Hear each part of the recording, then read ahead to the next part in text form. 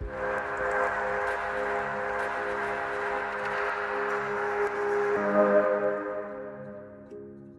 other day, I heard a worship leader talking about all the losses that they and their worshiping community were experiencing during this COVID reality strange season that we're in, and something in my heart just leapt. I wouldn't say it was like a John the Little Baptist in Elizabeth's womb by any means, but there was something that just like jumped inside of me, and this word came to me, and it was the word no. Don't let your physical vision betray your spiritual vision into sadness. Don't let it happen. God is about something right now. This is a time where worship has been stripped back to its essentials. There is a tossing overboard of so many things that we felt and have felt and continue to feel are utterly vital to living worship occurring within the people's hearts in our community. So many things have gone overboard. There is this new essentialism related to worship.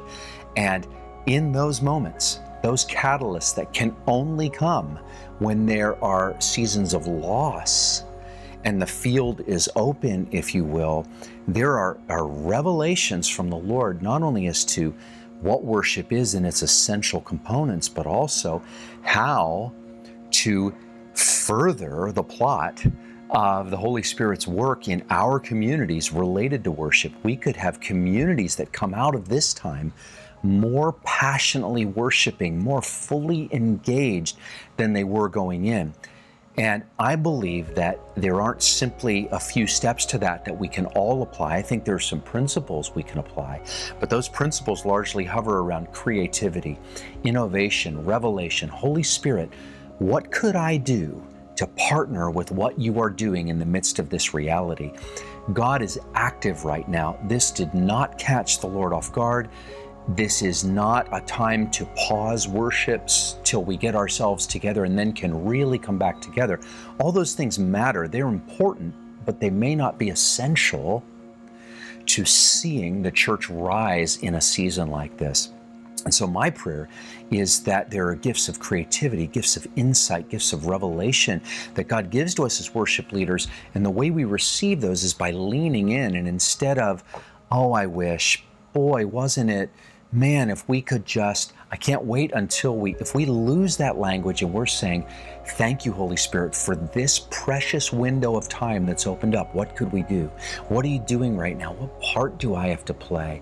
How could I learn something and then help our congregation move forward, come forward in their living worship, intimate encounter with you?